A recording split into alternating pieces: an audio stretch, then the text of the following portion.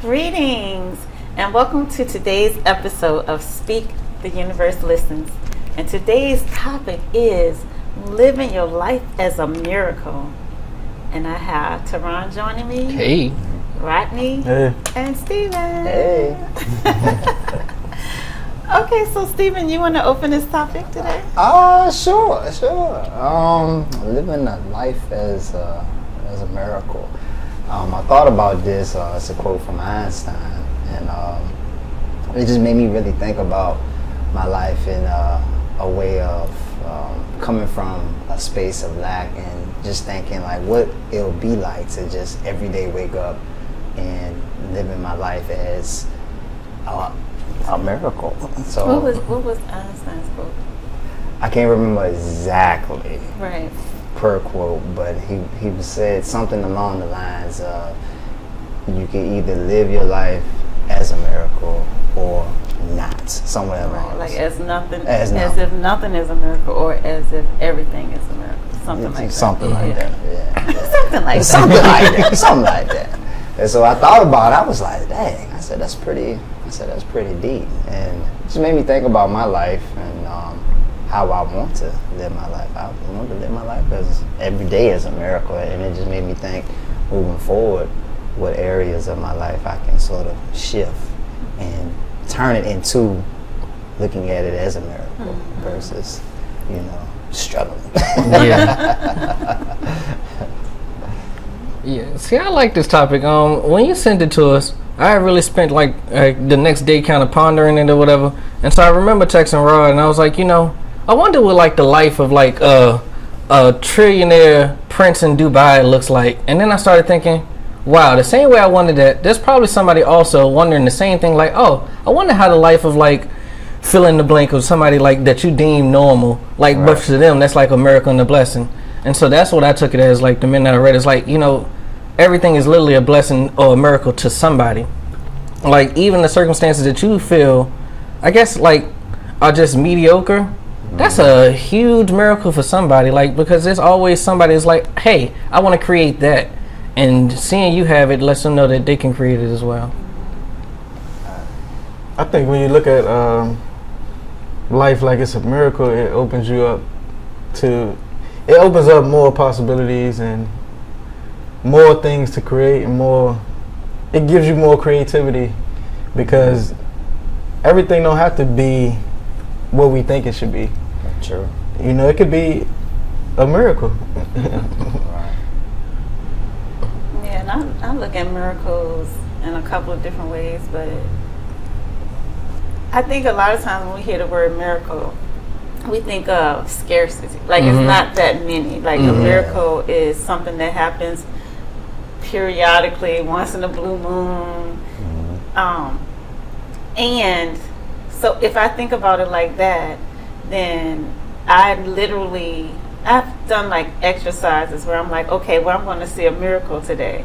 And then every day I would say that I'm going to see a miracle today. And then when I say that, then I will see miracles that day. And I'm going to have to share, hopefully we'll get to a point in conversation where I can share some of those things. But the other way that I look at miracles is like, miracles are abundant. Like everything you see is a miracle. And it was interesting because I'm about to publish my next children's book, and I was working with my editor and publisher in coming up with the book description. And so we were going back and forth between words like magic and whimsical and fanciful and miracles and that type of thing. And so I was like, well, I would love to use the word miracle right there. And they were like, well, no, because a miracle, this isn't anything big and rare, basically. And I was thinking like, well, because the book, anyway, in the book, it's like encouraging children to witness the wonders of nature and the wonders of things around them. And I'm thinking, okay, to see a rainbow appear in the sky, that's a miracle. To see the sunrise, that's a miracle. Like everything that we're kind of pointing out in the book, it really is a miracle. I mean, if you really think about just the point that we're sitting here talking to each other, like, is a miracle. So I see it both ways. Like a miracle can be taking us something rare, but also taking us like every single day, every single moment, like we're witnessing miracles. Like if this is the last thing I'm saying, because I could just talk about this all day.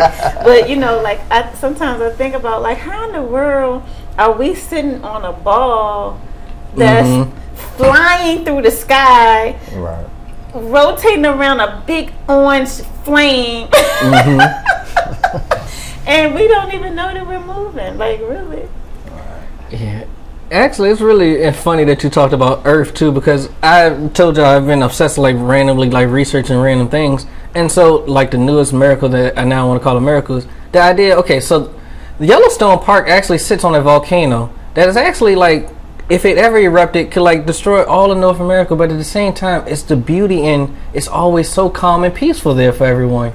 Like that is amazing to me. Like so much power sits on our Earth, but at the same time, as long as we take care of it, it takes care of us every time. I like that. Interesting. I like that. I like what you were saying, though. It made me think, like your perspective on miracles, like how you could look at it both ways. And I look at it both ways myself, but I think coming from, after I read the quote, I was coming more from the space of miracles coming periodically. Like, you know, I'm waiting for them to happen. I don't know when, but you know, I'm just waiting for it to happen. And so I think now it's just more of understanding every day it's a miracle within itself, and not looking at it like, all right, so where's my miracle? You know? But how did you get there? How? Well, I'm still in the process of, you know, working on it every day. I think the biggest thing was just understanding that the abundance of everything that I have. Like, you know, I'm already abundant. I just have to realize it on an everyday basis, you know, and that's my miracle. I have friends, you know, I have family, I have business. I have so much that sometimes I don't really think about it in that perspective. And like what our vet was saying, it made me think like, hey, that's a miracle. You know, that is a miracle. So I'm just keeping that mindset, and it's not, I ain't gonna say it's challenging, but it's not easy. You know, it's not easy. But the more you do it, I think it'll become secondhand. I think looking at everything as a miracle also puts you in the space of gratitude and being thankful for things. Because some days we can wake up and be like, why the sun had to come out right? I want to sleep a little longer, you know.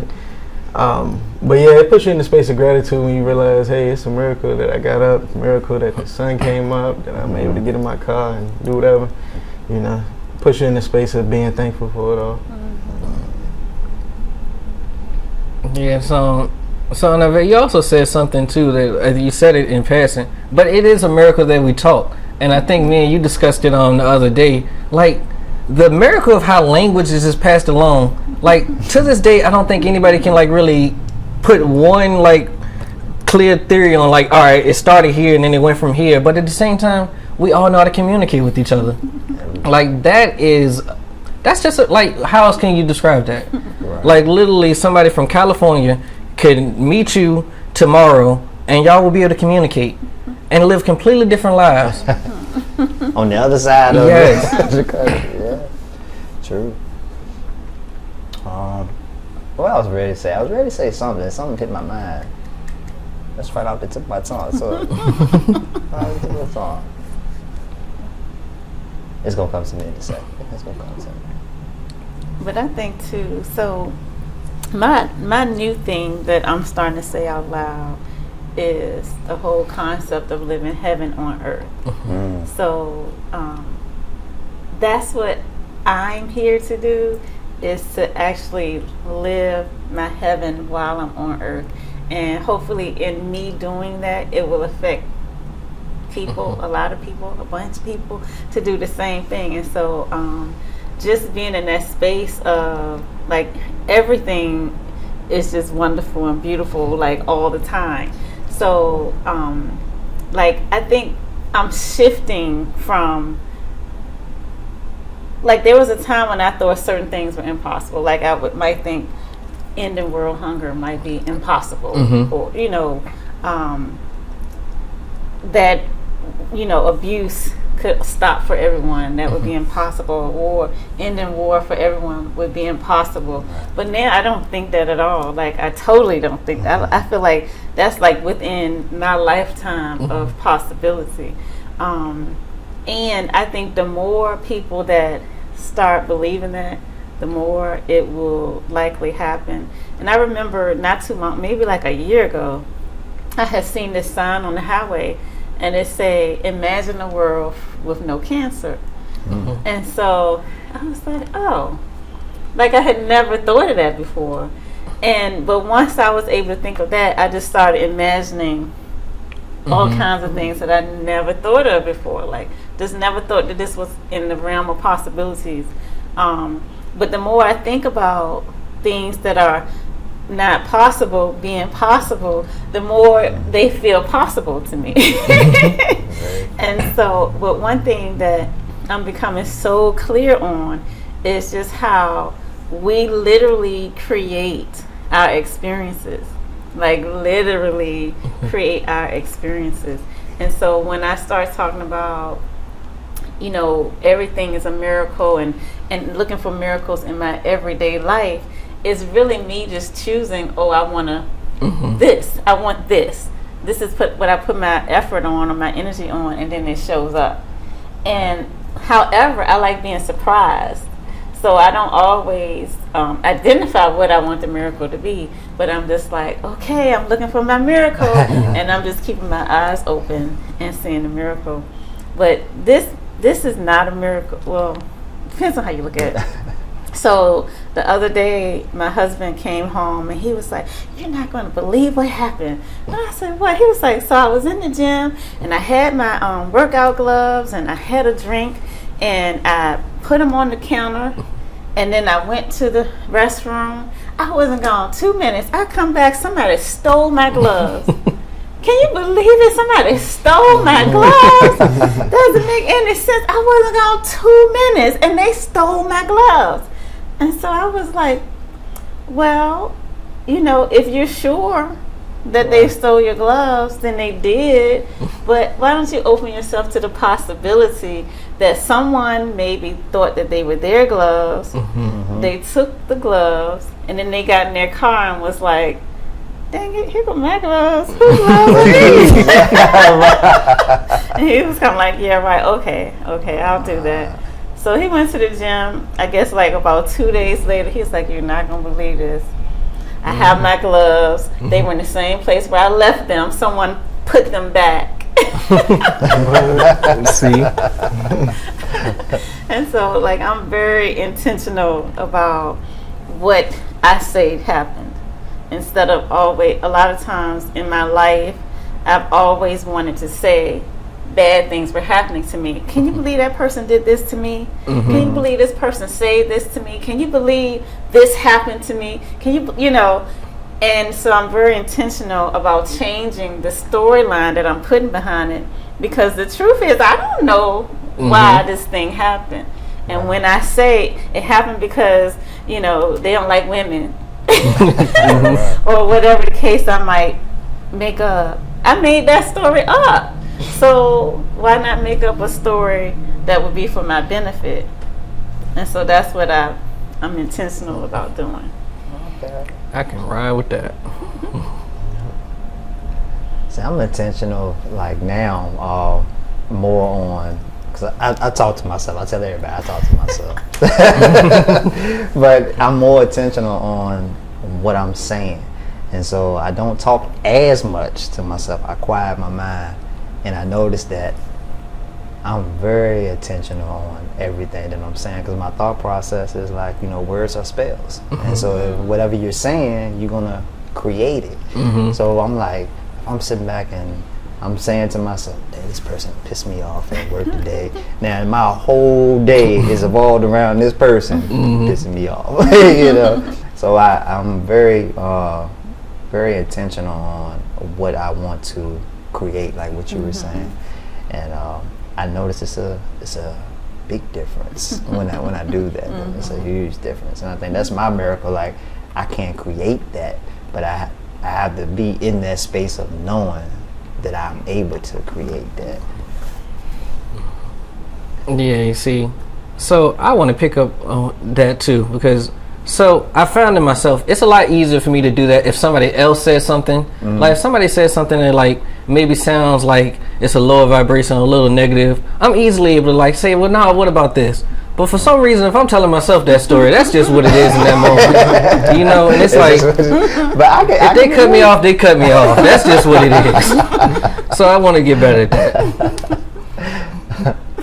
I can relate to that too. I think I was talking to you guys yesterday, and I was like, man, look, my week has been I've been imbalanced. Like, I'm just been back and forth, and you know, these wonderful people here and got me back on track, gave me my own advice. You know. But you know, one of the most powerful things that I witnessed, and it was really before I started shifting into this space, right? It actually would have been like in 1993, 1994-ish time frame.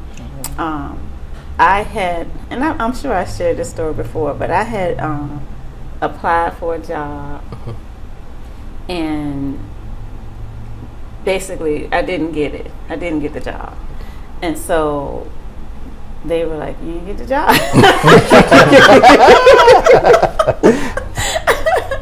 But I had recently read this story. I read this book. It was called Where Angels Walk. And in that book, it was like all of these stories that people had told about how angels had come into their lives and intervened. And I remember a particular theme in the book was things could have already happened. And then the angels intervened, and the thing that had already happened unhappened. Okay. Like, and you know, I can't remember the book, you know, it was like a long time ago, but I remember something like somebody's house had caught on fire, had burnt down. But then an angel intervened, and then the house was no longer burnt down. Right. So it happened, but then it unhappened. Right. Rewind. Right. Okay. Or like I remember a lady falling down the steps. It was like snowing, and she was an older woman, and she was at church, and the snow, the ice was like all on the steps. And so when she came out the door, before she had a chance to do anything, she slipped and fell all the way down the steps. Oh wow. And then the angel intervened, and then she was back at the top of the steps. See. So back to the job that I didn't get, I was like, asked for intervention.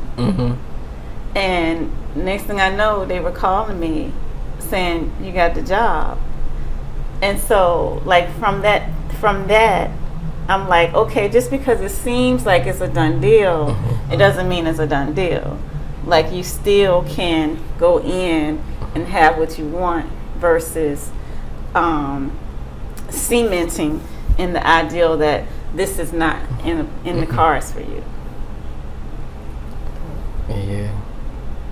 Yeah, that kind of goes almost hand in hand in what I've started to believe, that, you know, nothing is final unless like you believe it to be final, you know.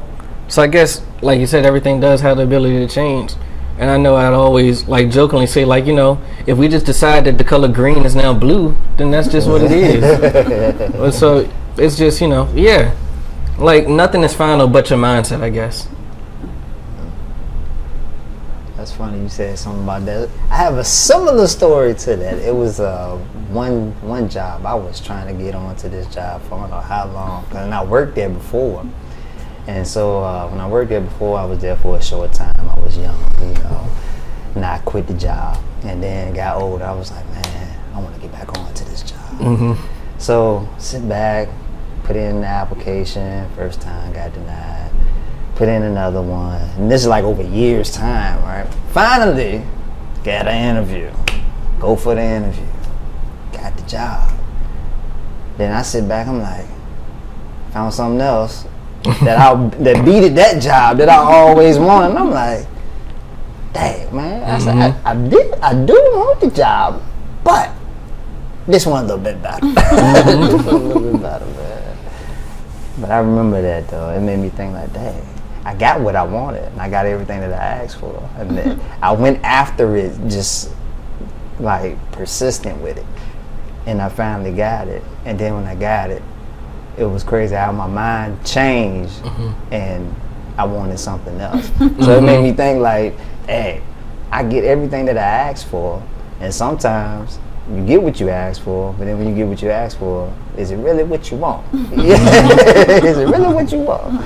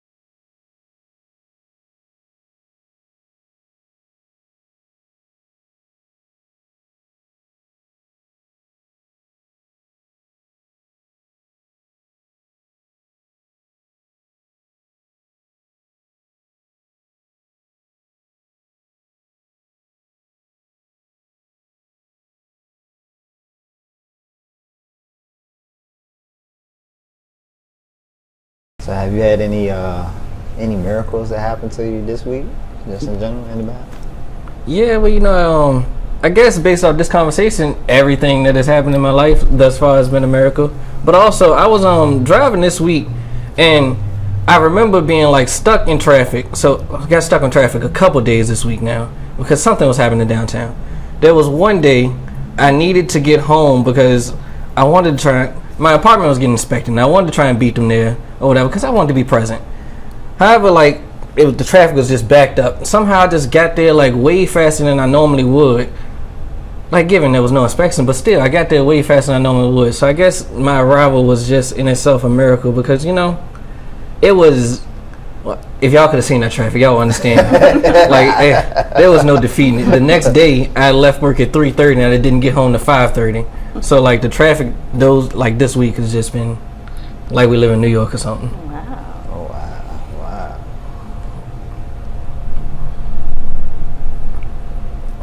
I think I got, it didn't happen this week. I want to say last week. So, I was working on a project. I was working on a house, right? Just fixing it up, renovating it out. And on my way to the house, right? I sit back, look at my truck. Had to stop, right? So I already knew I had to go get gas. So I said, well, let me just get halfway up the road and then I'll pull over and go somewhere and get some gas, right? So reminder, the drive is like 40 minutes, right? So I get halfway there. So get off the exit on the Willis Road exit. Boom. Sit back, get to the gas pump. I got cash on me. I got $3. Check my pockets. No wallet on me. So I'm like, So the phone that I have doesn't have the Google Pay on it. So I'm like, I said, no. So I'm sitting back thinking, I'm like, all right. So nobody's coming out here. So I was like, I looked at my tank. I said, all right, I can go back home. I think I'll be all right. Drove back home. Get back home. Literally, I pull up to the house. Bam. Get the wallet. Bam. Come on out. Start the truck. Bam. Start putting. I'm like, all right. Okay. I was like, just hang on for me. Just hang on for me.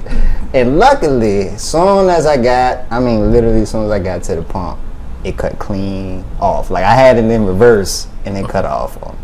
But luckily, I managed to make it all the way back. But that was my miracle. I'm trying to tell you, that was my miracle. Yeah.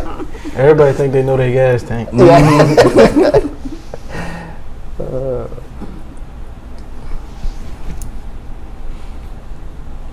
you want to close it out? Yeah.